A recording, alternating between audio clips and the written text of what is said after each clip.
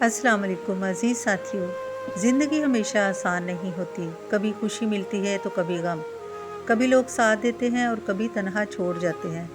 ऐसे में इंसान सोचता है कि अब किस पर भरोसा किया जाए। लेकिन ईमान वाले कभी मायूस नहीं होते, क्योंकि वो जानते हैं कि इनका सहारा सिर्फ अल्लाह है।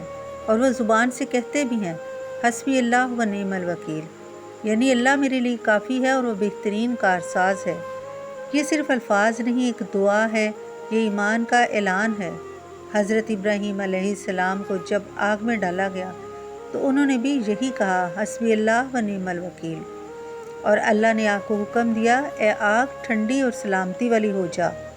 मुश्किल लम्हा था, लेकिन अल्लाह का सहारा सबसे बड़ा सहारा बन गया। इसी तरह जब नबी करीम सल्लल्लाहु अलैहि वसल्लम और सहाबा कराम को दुश्मनों ने डराया तो वो भी यही कहते थे, अल्लाह हमारे लिए काफ़ी है और वो बेहतरीन कारसाज है। ये कलमात हमें सबक देते हैं कि असल ताकत हालात या इंसानों में नहीं, बल्कि अल्लाह पर भरोसा करने में है। कोई आप पर जुल्म करे, कोई धोखा दे, आपको तन्हा छोड़ दे, तो दिल से ये कलमात कहें। यकीन रखें, अल्लाह सब कुछ देख रहा है।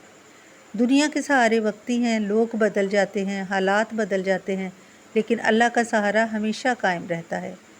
वही मुश्किलें आसान करता है और सुकून देने वाला है।